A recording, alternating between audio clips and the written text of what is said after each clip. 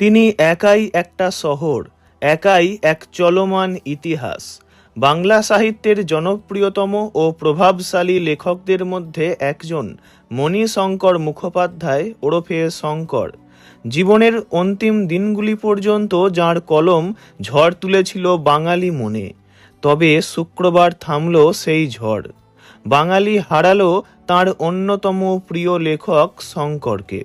প্রয়াণকালে তাঁর বয়স হয়েছিল 92 বছর। বহুদিন ধরেই বার্ধক্যজনিত রোগে ভুগছিলেন। মাসখানেক আগে তিনি হাসপাতালে ভর্তি হন। সুস্থ ছিলেন অনেকটাই, তবে শরীরে বড় ধরনের টিউমার ধরা পড়ে।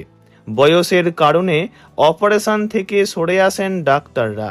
অতঃপর আজ পিয়ারলেস হাসপাতালে দুপুর 12:45 নাগাদ তাঁর প্রয়াণ ঘটে। তাঁর প্রয়াণে শোকস্তব্ধ বাংলা সাহিত্য জগৎ থেকে চলচ্চিত্র জগৎ। প্রসঙ্গত, শঙ্করের সাহিত্য জীবন শুরু হয়েছিল কোনো আকাশকুসুম কল্পনা থেকে নয়, বরং রূঢ় বাস্তবের মাটি থেকে। হাওড়ার এক মধ্যবিত্ত পরিবার থেকে উঠে আসা এই তরুণ একসময় কলকাতার রাজপথে ঘুরেছেন কাজের খোঁজে। তখন তিনি ব্যারিস্টার নোয়েল বারওয়েলের ক্লার্ক হিসাবে কাজ করতে থাকেন।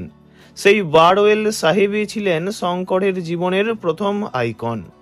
তাঁর চলে যাওয়ার পর শঙ্কর কলম ধরেন তাঁর প্রথম উপন্যাস কত অজানারে লিখতে। আর সেই প্রথম লেখাতেই বাঙালির মনে জায়গা করে নেন তিনি। তাঁর সর্বকালের অন্যতম সৃষ্টি চৌরঙ্গী কেবল একটি উপন্যাস নয়, এটি একটি যুগ সন্ধিক্ষণের দলিল। গ্র্যান্ড হোটেলের আদলে গড়া শাহজাহান হোটেল এবং তার সঙ্গে জড়িয়ে থাকা সেটা বোস, মার্কো পোলো চরিত্রগুলো আজও বাঙালির রক্তে মিশে রয়েছে।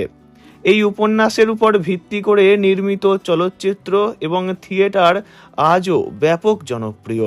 শঙ্করবাবুর বাস্তবধর্মী ও তীক্ষ্ণ লেখনী মুগ্ধ করেছিল সত্যজিৎ রায়ের মতো বিশ্ববিখ্যাত পরিচালককেও। তাঁর দুই অমর সৃষ্টি সীমাবদ্ধ এবং জন অরণ্যকে সেলুলয়েডে বন্দি করেছিলেন সত্যজিৎ রায়।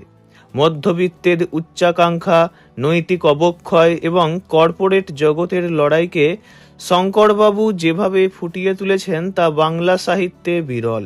মুক্তির স্বাদ চরণ ছুঁয়ে যায়, তিন ভুবনের কথা সীমাবদ্ধ তাঁর অনন্য সৃষ্টি।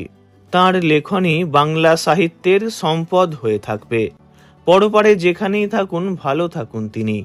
ওনার বিদেহী আত্মার চির শান্তি কামনা করি। ভিডিওটি এইটুকুই। বিনোদন জগতের সব রকম খবরাখবর জানতে চ্যানেলটি অবশ্যই সাবস্ক্রাইব করবেন। ধন্যবাদ।